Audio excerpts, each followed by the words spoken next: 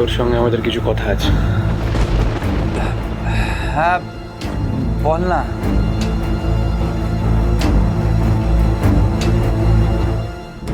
কি আর বলবো বলতো, চোখের সামনে তো দেখছি সবকিছু শেষ হয়ে যাচ্ছে। আর আর ওই ছেলেটার জন্য তুই সেদিন আমার সাথে ঝগড়া করলি। কি এমন ভুলটা বলেছিলাম আমি ঐশী? দেখো এই বাড়ির ছেলে, আর ওর পক্ষে কখনোই সম্ভব নয় সবার এগেনস্টে গিয়ে তোর পাশে সারা জীবন দাঁড়ানো, তোকে সাপোর্ট করা। ও কখনোই মন থেকে চায়নি যে তুই পড়াশোনাটা করিস। আর সত্যি কথা বলতে কোনো ছেলেই সেটা চায় না যে তার বউ তার থেকে বেশি শিক্ষিত হয়েছে। এই কথাটাও নিজের মুখে বলতে পারেনি রে, তাই তাই ওর মাকে দিয়ে বলিয়েছে। মায়ের সাথে হাতে হাত মিলিয়ে তোর পড়াশোনাটা কি সুন্দর বন্ধ করে দিল। দেখলি তো, দেখলি?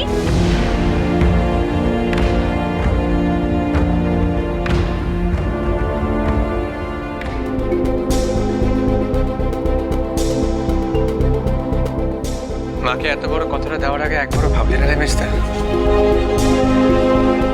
আমরা কোথায় কাল থেকে ভেবে ভেবে পাগল হয়ে যাচ্ছি যে কি করে মায়ের মন গলানো যায়, কিভাবে আবার ঘরে ঘরে পাইস হোটেল শুরু করা যায়, আবার মেজ বৌদির কিভাবে লেখাপড়াটা শুরু করা যায়। তুই তুই ধুম করে মাকে গিয়ে কথা দিয়ে চলে এলি যে মেজ বৌদি আর পড়াশোনা করবে না।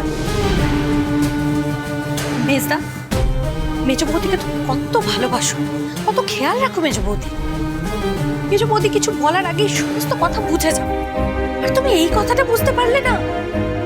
মামিকে কথাটা তো দিয়ে আসলে, কিন্তু এতে মেজ বৌদির কত বড় ক্ষতি হয়ে গেল সেটা একবার ভেবেছো? তুই নিজের ক্ষতিটা এখনো বুঝতে পারছিস না ঐশী। তুই জানিস আমি শঙ্করকে রিকোয়েস্ট করেছিলাম যাতে তোর শাশুড়িকে বুঝিয়ে ও তোর পড়াশোনাটা চালিয়ে যেতে দেয়, আর ও আমাকে কথাও দিয়েছিল যে ও তোর পাশে থাকবে, তোকে সাপোর্ট করবে। কিন্তু কি হলো দেখ আজকে কি করলো? কথা রাখলো? রাখলো না।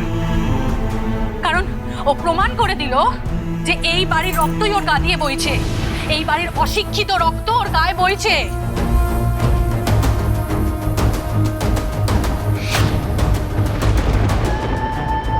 এই বাড়ির লোকেরা কখনোই শিক্ষার মর্ম বোঝে না, না জানে শিক্ষার কদর করতে।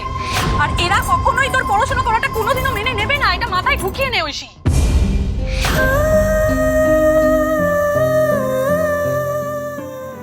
আমাদের দ্বারা নয় পড়াশোনা হয়, লেখাপড়া করতে আমাদের ভালোই লাগতো না। আমরাও শিক্ষিত, কিন্তু মেজ বৌদি সে তো পড়াশোনা করতে ভালোবাসে।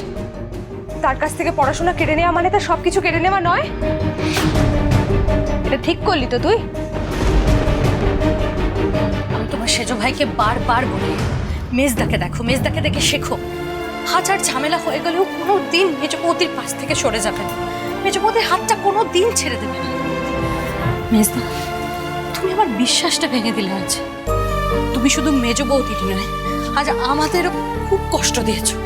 থাক সেজো বৌদি, মেজদাকে আর কিছু বলে খুব একটা লাভ নেই। দেখছো না মেজদা কেমন চুপ করে আছে? বাড়ির লোকে ঠিকই বলে রে, ব্যবসার বাড়িতে আসলে মা সরস্বতী আসেন না। ব্যাস,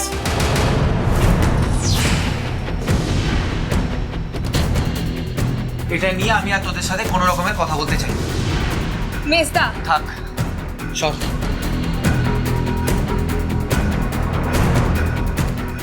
ব্যাস দিদি, তুই আমাকে চুপ করাচ্ছিস কেন ঐশী? আর তুই এতটা অন্ধ হয়ে গেলি ওই শঙ্করের প্রতি? না দিদি, আমি ওনাকে বিশ্বাস করি। এত কিছুর পরেও? হ্যাঁ, আর এই বিশ্বাসটা একদিনে তৈরি হয়নি দিদি। প্রতিদিন নানা রকম ঘটনার মধ্যে দিয়ে এই বিশ্বাসটা গড়ে উঠেছে। আর আমি যে মানুষটাকে চিনি না, আজ একটা ঘটনার জন্য ওনার প্রতি আমার যে বিশ্বাসটা আছে সেটা আমি ভাঙতে পারবো না। তবে উনি যদি আমার পড়াশোনাটাকে সাপোর্ট না করেন তাহলে মেনে নেব এটাই আমার নিয়তি, বা এর মধ্যে নিশ্চয়ই অন্য কোনো কারণ আছে। আমি তোকে মেলাতে পারছি না ঐশী। মিলানোর চেষ্টাও করিস না দিদি। ভুলে যাস না আজকে অন্য কারোর দিকে তুই আঙুল তুললে বাকি আঙুলগুলো কিন্তু তোর দিকেই পয়েন্ট করে থাকবে। আজকে আমার সাথে যা হচ্ছে সব তো তোদের জন্য হচ্ছে রে দিদি। আমি তো তোকে গলা ফাটিয়ে বলেছিলাম যে আমি এই বিয়েটা করতে চাই না, তখন তো শুনিসনি। আর তুই তুই আমার অন্ধবিশ্বাসের কথা বলছিস? তুই আজকে তাপসদাকে অন্ধবিশ্বাস করেছিলিস বলে আমাকে এই দিনটা দেখতে হচ্ছে দিদি। তোরা যখন আমার এই বিয়েটা ঠিক করেছিলিস আমি তো একবারের জন্য জানতে চাইনি আমার কার সাথে বিয়ে হচ্ছে। তবে তোরা না আমার একটা অনেক বড় উপকার করেছিস জানিস, মানতেই হবে। আজ তোদের জন্য আমি মিস্টার ঘোষের মতো একটা ভালো মানুষকে নিজের হাজবেন্ড হিসেবে পেয়েছি, আর আন্টির মতো একটা ভালো মা।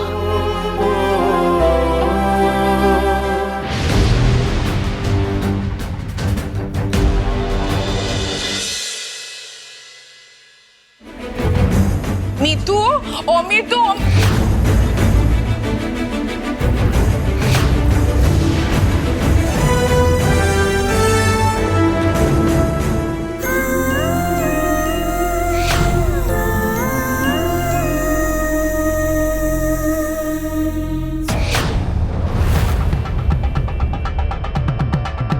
এদের ভেতরে কিছু কিছু একটা চলছে। কি চলছে সেটা জানতে হবে মাইন্ডেড। ঠান্ডা শুরু হলো কি হলো না, আমার আঙুলের ব্যথাটা বাড়লো।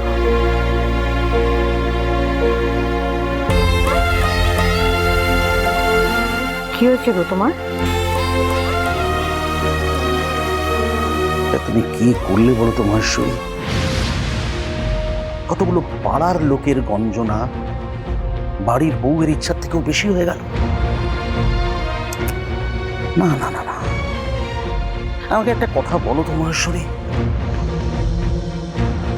তুমি তো জীবনে কোনোদিন বাইরের লোকের কথা শুনে কোনো কিছু করোনি। যা কিছু করেছো সারাটা জীবন নিজের বিচার বুদ্ধি বিবেচনা দিয়ে করেছো। তাহলে আজকে হঠাৎ কি হয়ে গেল? তোমার জন্য, শুধুমাত্র তোমার জন্য তোমার ছেলেটা বাধ্য হয়ে তোমাকে কথা দিল যে মেজ বৌমাকেও পড়াশোনা করাবে না। অথচ এই মেজ বৌমাই যখন প্রথম বাড়িতে আসে তাকে দেখে তুমি বলেছিলে ঐশানী মানে মা দুর্গা, আমাদের শঙ্করের যোগ্য সঙ্গিনী। আজ সেই দুর্গার পায়ে, সেই গৌরীর পায়ে তুমি নিজেই বেড়ি পরিয়ে দিলে।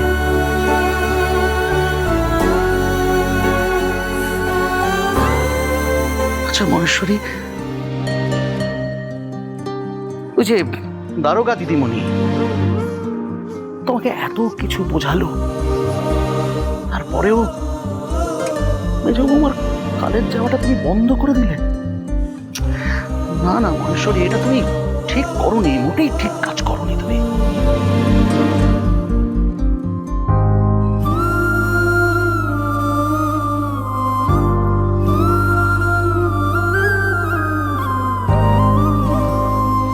গৌরীর পায়ে বেড়ি পরিয়েছি আমি ঠিকই, কিন্তু সেই বেড়ি ছিঁড়ে তাকে বের করার দায়িত্ব শঙ্করের। একটা মেয়ের পক্ষে একলা সংসার করা সম্ভব নয়। একটা সংসার করতে হলে স্বামী স্ত্রী দুজনকেই সমান পরীক্ষা দিতে হয়। শঙ্করের উপর আমার পুরো ভরসা আছে।